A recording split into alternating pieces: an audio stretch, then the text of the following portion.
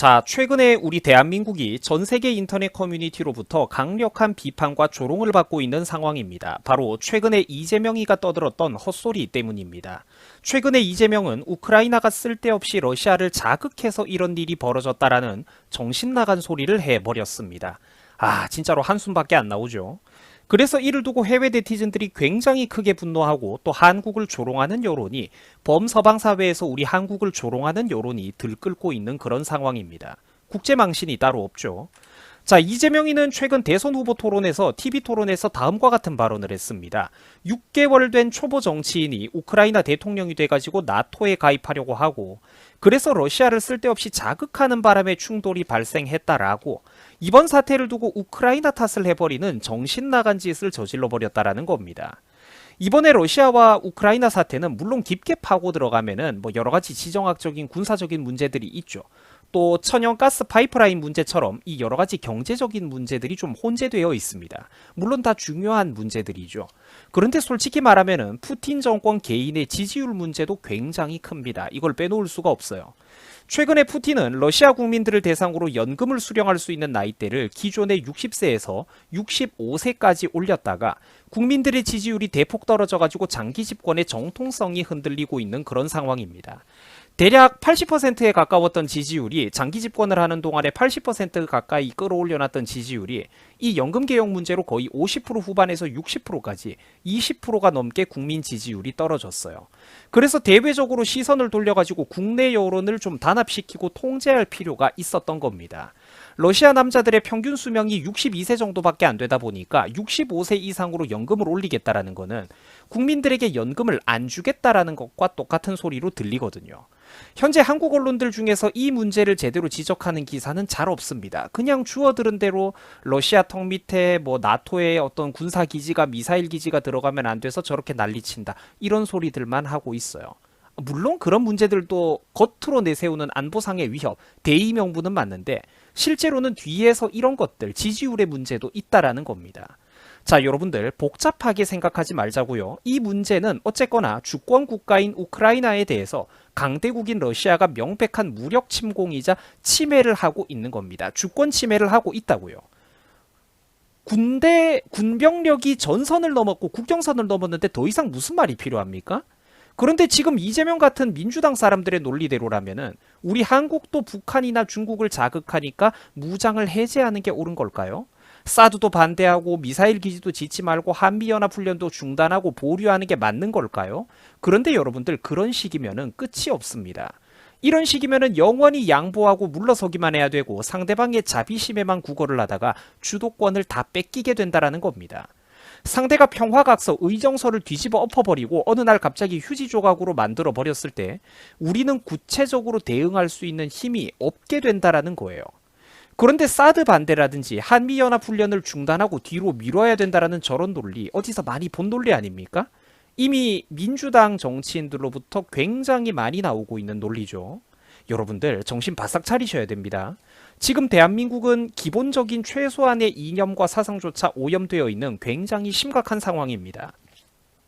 지금 우크라이나에서 벌어지는 이런 일들이 남의 일이 아니라는 거예요. 얼마 전에 아프가니스탄에서 벌어졌던 그 일이 남의 일이 아니라는 겁니다. 국민들이 앞으로 단 몇 년만, 아니 당장 이번 대선 2주 뒤에 벌어지는 이번 대선에서 한 번만 더 대한민국 국민들이 어리석은 판단을 내려도 우리나라 역시 절대로 미래를 장담할 수가 없을 것입니다. 저는 진심으로 두려워요. 결국 가해자와 주권국의 피해자를 뒤바꾸어 버리는 이 기적의 논리를 두고 해외 네티즌들도 비판을 하고 있는 겁니다. 정상적인 사람들의 가치관은 다 비슷하다라는 거예요.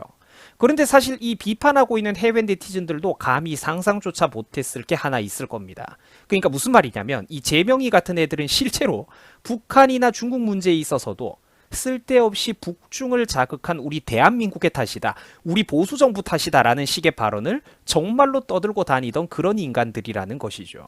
외국 사람들도 이건 몰랐을 거예요.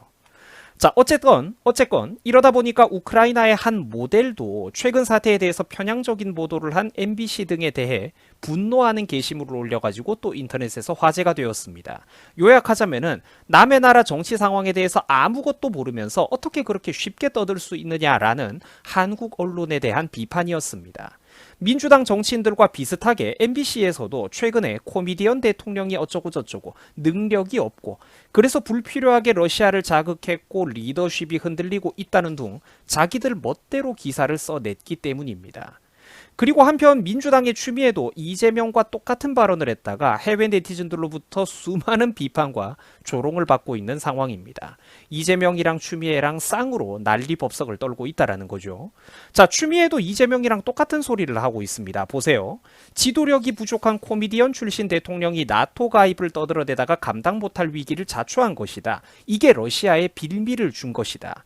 윤석열 후보가 말하는 사드 배치와 선제 타격론도 똑같다. 지정학적인 리스크를 유발하고 있습니다. 라고 얘기를 하고 있어요. 여러분들 보이시죠? 그런데 한국의 나라 팔아먹는 이 판검사 출신들도 지들이 딱히 코미디언보다 뭐가 그렇게 대단하고 잘난 건지는 저는 잘 모르겠습니다. 그리고 또한 가해자와 피해자를 뒤바꿔버리고 얻어맞은 사람이 잘못이다라는, 주권을 침해당한 사람이 잘못이다라는 저 저급하고 저열한 레파토리는 마치 공장에서 누가 찍어져 나오기라도 하는 것 마냥 민주당 유력 정치인들이 어떻게 모두가 저렇게 똑같은 발언을 하는 건지 참 신기합니다. 실제로 북한과 중국 문제에 있어서도 우리 한국이 특히 지난 보수 정권들이 잘못했다라는 식으로 늘 비슷한 소리를 이것들은 반복을 하고 있죠. 그래서 해외 커뮤니티에서도 최근 이런 민주당 정치인들의 헛소리에 대해서 크게 논란시하고 문제를 삼고 있는 상황입니다. 미국 네티즌들도 경악을 했습니다. 이 문제에 대해서 한국 사람들은 어떻게 생각하고 있느냐? 이 정치인, 그러니까 이재명이 같은 사람들이 했던 이런 발언들에 대해서, 그러니까 이번 발언으로 인해 그들의 정치 경력이 망하기를 바란다. 뭐 이런 얘기들. 그리고 또 이 한심한 지도자가 푸틴과 같은 죽음을 맞이하길 바란다라는 정상적인 서구 시민들의 반응을 우리가 볼 수가 있습니다. 자, 자극한 우크라이나 잘못이라는 이번 이재명의 발언에 대해서 한국계 미국인들도 큰 충격을 받고 있기는 마찬가지입니다. 내 혈통의 반이 한국에서 왔는데 예전에 나는 당당했지만 이제는 부끄러움을 감출 수가 없다. 북한이 한국을 침공해도 한국이 북을 자극했기 때문이라고 말할 거냐라고 일침을 놓고 있습니다. 자, 정확한 일침입니다만 사실 더 안타까운 거는 실제로 우리 잘못이 맞다라는 정신나간 주장을 늘어놓는 정치인들이 대한민국에 굉장히 많죠. 사실 그러니까 이 한국은 지금 어떻게 보면은 한미동맹 덕분에 억지로 형식적으로 유지되고 있는 나라지, 국민들의 기저에 깔린 의식이나 정치인들의 피하식별조차 안 되는 국가관, 너무나도 심각한 어떤 그런 국민들의 이념의 오염을 보면은 사실 이 나라는 적화가 거의 끝나가고 있는 나라입니다. 형식적으로만 간신히 버티고 있을 뿐이에요. 자, 아무튼 그래가지고 이번 논란을 두고 해외 네티즌들이 통렬하게 한국을 비판하고 있는 그런 부끄러운 상황이죠. 한국 사람들아, 이재명 얘 하나 때문에 너희들 지금 다 등신 같아 보인다 라고 하는데, 야, 뭐 실제로 우리나라 대선 꼬라지가 지금 불안불안한 거 보면은 저 사람이 하고 있는 비판이 딱히 틀린 말을 하는 것 같지는 않죠. 한편 이런 의견들도 있었어요. 지들은 미국이 지켜주니까 이딴 말이 쉽게 나오는 거다. 미국 없었어 봐라. 중국도 한국에게 똑같은 짓을 했을 거다라는데, 뭐 그렇죠. 맞는 말이죠. 마음이 아픕니다. 지구 반대편 다른 나라에 살고 있는 해외 네티즌들이 우리나라에 있는 어리석은 깨시민들을 수백만 명보다 한국의 현실에 대해서 더 잘 알고 일침을 놓고 있다라는 게 참으로 부끄러운 일입니다. 그리고 한국 언론들도 정말로 부끄러운 줄 알아야 됩니다. 오죽하면 우크라이나 모델이 저렇게 분노해가지고 한국의 언론 꼬라지에 대해서 일침을 놓겠습니까? 사실관계를 있는 그대로 전달을 하는 게 아니라 본인들의 생각과 레파토리를 원하는 대로 끼워 맞추지 말라는 겁니다. 코미디언 대통령이라는 소리를 왜 자꾸 운운합니까? 그게 이번 사태랑 본질적으로 무슨 상관이 있죠? 우크라이나에서 누가 젤렌스키를 비판을 하고 있습니까? 실제로는 한국 사회 특유의 뚜렷한 직업과 출신 성분에 대한 그런 비열한 귀천의식이 나오는 겁니다. 코미디언이니까 만만하다라는 거죠. 기자들 자기들은 마치 더 똑똑하고 잘났고 우월하다라는 그런 기저 심리가 밑바닥에 깔려있다라는 겁니다. 입만 열면 민주파리하고 평등을 외쳐대는, 자기들 위로 재벌들과 부자 정치인들을 상대로는 평등을 떠들어대는 것들이 자기들 아래로는 칼같이 구분선을 짓죠. 애초에 여러분들, 젤렌스키가 왜 우크라이나 대통령의 72%나 되는 압도적인 지지율로 당선이 되었는지 이 배경을 우리가 좀 알아야 됩니다. 간단하게 제가 요약을 해드리자면은, 구소련에서 독립해 나온 이후 90년대 이후로 우크라이나 정치권은 여당 야당을 막론하고 기성 정치권 전체가 정말로 오랫동안 썩어 있었습니다. 거기에 국민들의 환멸을 느끼는 국민들이 굉장히 많았어요. 그러던 차에 때마침 이제 이상적인 리더, 최소한 청렴하기라도 한 어떤 정치인으로서의 역할이 강조된 이제 그런 TV 프로그램이 있었고, 거기서 주인공 역할을 맡았던 배우 출신에게 국민들이 열광을 하게 됐던 겁니다. 그래서 국민적인 인기를 얻고 당선이 됐다라는 거죠. 이 사람을 무조건 칭찬하자 뭐 이런 게 절대로 아니라, 이 사람도 부족한 게 당연히 많지만 있는 그대로 우리가 현실을 보자라는 겁니다. 오죽했으면은, 기성 정치권이 오죽 답답하고 답이 없었으면은 이런 방송인 출신의 사람이 배우가 대통령에 당선이 됐겠냐라는 거예요. 그걸 보자라는 거지. 그때 당시로서는 인물이 없었다라는 거예요. 그리고 또한 세월이 흐르면서 친러 성향이었던 우크라이나의 분위기가 점차 변해간 것도 이해를 해야 됩니다. 특히 최근에 우크라이나 젊은 세대를 중심으로 실질적인 경제, 일자리, 삶의 질이 중요해지다 보니까 점점 더 이 젊은 세대를 중심으로 우크라이나 국민 여론이 친미, 친서방, 친자유 성향으로 변화해 갔던 것도, 이런 사회적인 분위기도 우리가 이해를 해야 된다라는 거예요. 쓸데없이 자극하기는 뭘 자극을 합니까? 주권 국가의 선택이죠. 그래서 이번에 화제가 되었던 우크라이나 모델도 한마디를 하는 겁니다. 프레이밍도 적당히 하는 게 능력이라고, 개인 유튜버도 아닌 언론 매체들이라면 MBC 너희들도, 한국의 언론들도 좀 책임감을 가지고 중립적으로 뉴스 보도를 해라라고 일침을 놓고 있는 거예요. 얼마나 부끄러운 일입니까? 그래서 이번에 문제가 되는 MBC 애들이 어떤 짓을 했냐면은 실제로 영상을 비공개 처리하고 튀었습니다. 제목 보이시죠? 위기의 리더십이라고. 우크라이나 대통령이 이제 막 무조건 까는 그런 내용이었죠. 마치 이 사람의 잘못으로 문제가 생겼다는 양, 그래 본질을 호도하는 부분이 있지 않습니까? 물론 사람이 부족한 게 있을 수 있지만 본질은 주권 국가의 주권을 침해한 러시아의 잘못이라는 걸 이해를 해야 된다라는 거예요. 자, 그리고 과거에 코미디언을 했고 나발이고 간에 지금 우크라이나 대통령 이 양반은 제대로 스탠스를 잡고 있는 게 하나 있습니다. 바로 나라를 지키고 끝까지 남겠다라는 것이죠. 해외 다른 나라들이 대피를 도와주겠다라고 권유하는 것도 거부하면서 버티고 있는 상황입니다. 이 정도면 최소한 현 시점에서 자기 자리에 걸맞는 책임감을 가지고 자기 소임은 다하고 있는 거라고 우리가 볼 수 있지 않겠습니까? 이거 하나만으로도, 나라를 지키고 끝까지 남겠다라는 것만으로도 이 양반을 비판할 수 있을 만한 자격을 가진 사람이 우리 대한민국 정치판이나 언론인들 중에 몇이나 될까요? 요즘 우리나라 좌경화된 한 50줄 나이대의 한국의 언론사와 기자들은 꿀이나 빨다가 조직 안에서 관리자급으로 승진하고 나니까 본인들이 뭐 굉장히 지적이고 깨어있고 유능한 줄 착각하는 것 같아요. 그런데 그건 심각한 착각이죠. 한국의 언론들은 정말 전반적으로 크게 부끄러운 줄 알아야 됩니다. 이번에 코로나 사태와 정치 방역질에 대해서만 봐도 해외 전부 다 난리 나가지고 그렇게 할 때 그 본질적인 부분들이 뻔히 눈에 보이는데, 극소수 몇몇 언론인들 정도를 제외하면은, 파편적인 기사 몇 개를 제외하면은 누구 하나 이 문제에 대해서 제대로 입이라도 뻥끗했습니까? 대한민국 언론인 당신들만 똑바로 객관적으로 중심을 잡고 사태의 본질을 보도했어도 대한민국이 지금 오늘날 이 지경까지 되지는 않았을 겁니다. 니들이 지금 누구 앞에서 코미디언 출신이 어떻네 저떻네 헛소리를 떠들고 우월감을 느끼고 있단 말입니까? 대한민국 언론인들은 정말 극소수의 분들을 제외하고는 당신들은 입을 털 자격이 없어요. 여러분, 대한민국은 우파가 만들고 키웠으며 우파가 지켜온 나라입니다. 한미 상호방위 조약을 체결해가지고 지금까지 이 나라에서 평화가 지켜질 수 있는 가장 강력한 플랫폼을 만들어 놓은 게 누구였습니까? 바로 국부인 이승만입니다. 이승만을 부정하면은 대한민국도 없는 겁니다.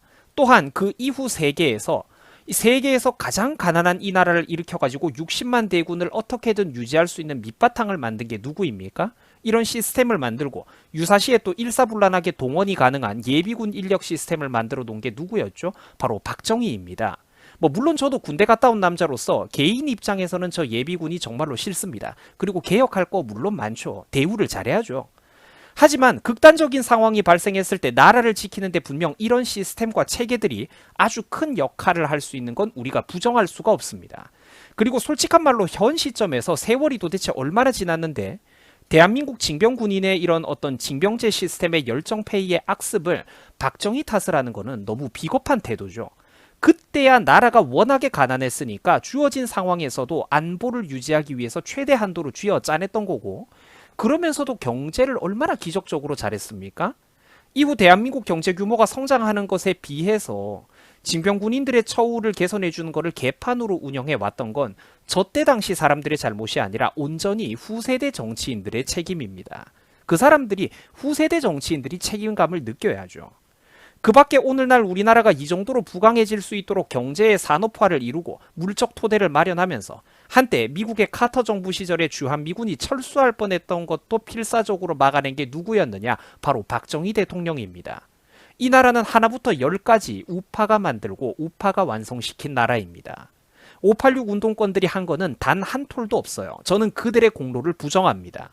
586 운동권들은 산업화 선배 세대, 아버지들의 등에다가 칼을 꽂아 넣은 세대예요. 민주화라는 이름 하에 실제로는 정치 기득권만 뺏어오는데 혈안이 된 뒤 자기들이 기득권이 되고 나니까 가진 거 잃을까봐 만년 약자 코스프레를 하면서 밑에 젊은 국민들이 치고 올라온 거는 커트하고 자기들 자리는 보신하면서 대한민국을 뿌리부터 망치고 있는 게 바로 이 나라의 현실입니다.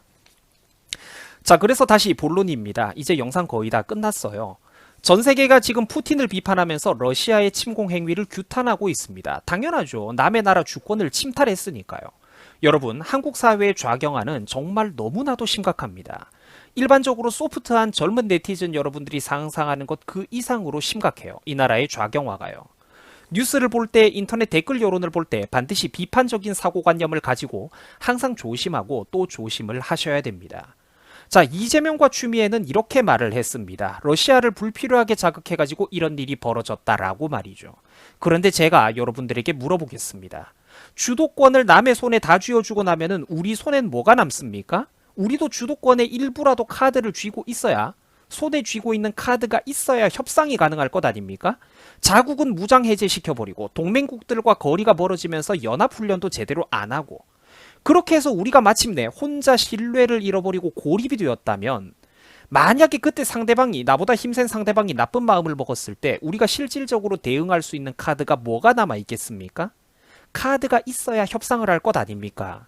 그저 굽실거리면서 상대방 자비심에 구걸하면서 허허 웃고 납작 엎드리는 게 능수능란한 외교입니까? 천만의 말씀, 허상이고 망상입니다. 제발 착각에서 벗어나기 바랍니다. 그리고 국민 여러분들이 제발 현명한 결정을 내리시기 바랍니다. 저런 애들, 저런 함량 미달, 자격 미달의 인간들을 높은 자리, 너무나도 과분한 자리로 올려보내준 게 누구냐? 바로 국민들의 스스로의 책임입니다. 시청해 주셔가지고 감사드립니다. 여러분들 고맙습니다.